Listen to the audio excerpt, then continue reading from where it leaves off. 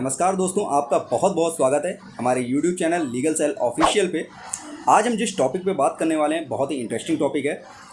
न्यायालय में डेटें लगती रहती हैं। जब कोई किसी के ऊपर मुकदमा हो जाता है, वो न्यायालय से उसके खिलाफ सम्मन जारी होता है या NBW या BW जारी होता है। न्यायालय में व्यक्ति आके अपनी प्रेजेंस दर्ज करा देता है। उसके बाद जो डेटें लगती हैं न्यायालय में, हर डेट पे क्या अभियुक्त को आना पड़ता है, ये कंपलसरी। अगर किसी डेट पे वो नहीं आता है तो न्यायालय उसके खिलाफ क्या कार्रवाई करती है, इन सारी बातों पे चर्चा करने के लिए आज हमारे साथ हैं रविदेव द्विवेदी जी। आइए बात करते हैं। नमस्कार दोस्तों। आज मैं आपको ये बताऊंगा कि जो न्यायालय में मुकदमे चलते हैं और डेटें भी लगती हैं, तो उन डेटों पर क्या होता है अगर आप नहीं जाते हैं। मान लीजिए कि जैसे कोई FIR किसी व्यक्ति के विरुद्ध होती है और उदाहरण के तौर पर मान लेते हैं कि उसने अपनी बेल करा ली है न्यायालय से। अब बेल कराने के बाद चार्जशीट भी उसके खिलाफ़ आ गई है। चार्जशीट आने के बाद न्यायालय अभियुक्त को सम्मन जारी करती है कि भाई आपके खिलाफ़ आरोप पत्र दाखिल हो गया है, अब आपको न्यायालय में आना पड़ेगा। अब स्थिति ये बनती है कि मान लीजिए अगर न्यायालय आप नहीं जाते हैं किसी कारण से, तो क्या हो सकता है। दो चीज़ें हैं दर्शकों इसमें। पहली चीज़ तो एक होता है कि अगर आपके खिलाफ़ कोई बिलो 7 ईयर्स के नीचे के अपराध हैं, उसमें FIR हुई है, तो चूँकि उसमें पुलिस आपको तुरंत अरेस्ट कर नहीं सकती है। ऐसी स्थिति में होता ये है कि FIR हो गई है, अब उस पर इन्वेस्टिगेशन चल रही है, पुलिस अपनी जांच कर रही है। जांच के बाद जब सारे एविडेंस उसको मिल जाते हैं, विवेचक को सारी चीज़ें, सारे साक्ष्य, सारे गवाह मिल जाते हैं, तो वो उस व्यक्ति के खिलाफ़ जिसके खिलाफ़ FIR हुई है आरोप पत्र दाखिल कर देती है।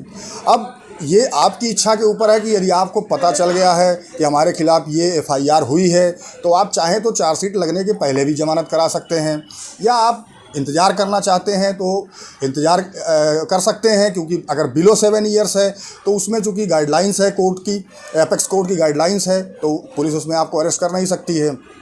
ऐसी स्थिति में जब चार्जशीट आ जाती है न्यायालय में, तो न्यायालय उसमें कॉग्निजेंस लेती है। न्यायालय सारे एविडेंसेस को, सारे गवाहियों को देखती है, उसके बाद उसमें कॉग्निजेंस लेती है।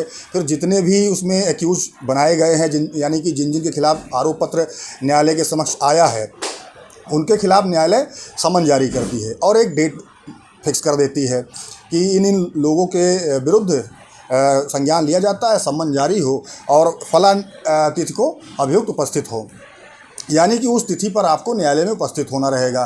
अब यानी मान लीजिए कि आपने जमानत नहीं कराई है, तो आपको चार्जशीट दाखिल होने के बाद तो जमानत करानी ही पड़ेगी। बिना जमानत कराए आप न्यायालय के समक्ष हाजिर नहीं हो सकते, अपनी बात कह नहीं सकते हैं। तो आप अगर अपनी जमानत करा ले रहे हैं, उसके बाद जो भी नियत तिथि होती है उस पर आपकी उपस्थिति अनिवार्य हो जाती है। यदि आप उपस्थित व्यक्तिगत रूप से नहीं हो पा रहे हैं, तो आपने अपने अधिवक्ता को ये कर रखा है, यदि कोई अधिवक्ता, तो आपका जो अधिवक्ता है वो उपस्थित होगा न्यायालय में। वो बताएगा कि जो एक्यूज पर्सन है जिसके खिलाफ़ चार्जशीट आई है, वो न्यायालय में क्यों नहीं उपस्थित हुआ। तो ये चीज़ें कोर्ट देखेगी। फिर उसमें अभियुक्त का एक हाजिरी माफ़ी का प्रार्थना पत्र, यदि अभियुक्त उस डेट पर नहीं हाजिर हो रहा है तो उसका हाजिरी माफ़ी का प्रार्थना पत्र लगता है।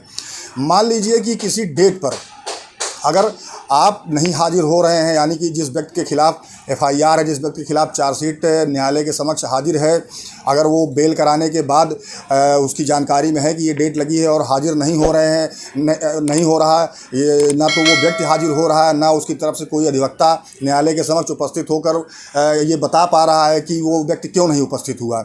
ऐसी स्थिति में न्यायालय आपके खिलाफ़ बेलेबल वारंट भी जारी कर सकती है, नॉन बेलेबल वारंट भी जारी कर सकती है। ये न्यायालय के विवेक के ऊपर है कि कभी कभी ये भी होता है कि न्यायालय पहले बेलेबल वारंट जारी करती है कि भाई इनको एक इन्फॉर्मेशन दे दी जाए कि भाई आप बेल करा चुके हैं और बेल कराने के बाद आप न्यायालय के समक्ष उपस्थित नहीं हो रहे हैं। तो ऐसी स्थिति में आपके खिलाफ़ बेलेबल वारंट जारी किया जाता है। यदि आप बेलेबल वारंट जारी होने के बाद भी नहीं आते हैं तो नॉन बेलेबल वारंट इशू किया जाता है। उसमें पहले भी हमने अपने वीडियो में बताया है कि नॉन बेलेबल वारंट जब जारी होता है तो पुलिस आपको कभी भी पकड़ सकती है, किसी भी स्थिति में कहीं भी आप हो।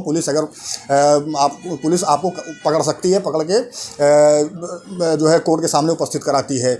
और NBW जारी होने के बाद भी अगर आप उपस्थित नहीं हो रहे हैं ऐसी स्थिति में कोर्ट कुर्की भी कर सकती है, ये कोर्ट के विवेक के ऊपर है। तो यदि कुर्की वारंट जारी होने के बाद भी कोई व्यक्ति उपस्थित नहीं हो रहा है तो ऐसी स्थिति में उस व्यक्ति की ज़मानत जिन्होंने ली है, यानी कि जिन्होंने सिक्योरिटी ली है कि हम इसको हाजिर कराएंगे, ये हमने अपने पहले वीडियो में बताया भी है कि ज़मानत क्या होती है।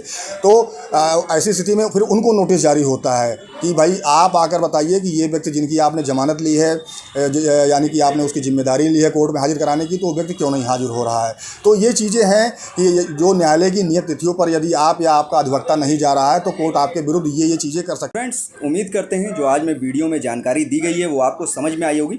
इसके अलावा भी इसमें काफ़ी प्रोसीडिंग्स होती हैं जिसमें अगर किसी अभियुक्त के ऊपर एक से ज़्यादा मुकदमे हैं और वो एक मुकदमे में तो पेशी पे जा रहा है बट दूसरे मुकदमे में पेशी पे नहीं जा रहा है, जैसे वो अगर किसी मुकदमे में जेल में बंद है तो एक ही मुकदमे में उसकी प्रेजेंस हो पा रही है, बाकी मुकदमों में नहीं हो पा रही है, तो उसमें क्या कार्रवाई न्यायालय करती है, इसको लेके हम एक नया वीडियो बनाने वाले हैं, उसको भी आप जरूर देखिएगा। वीडियो पसंद आए तो वीडियो को लाइक करिए, शेयर करिए, कमेंट करिए। आपके कोई सवाल हैं तो आप हमें कमेंट के माध्यम से पूछ सकते हैं। वीडियो देखने के लिए बहुत बहुत धन्यवाद।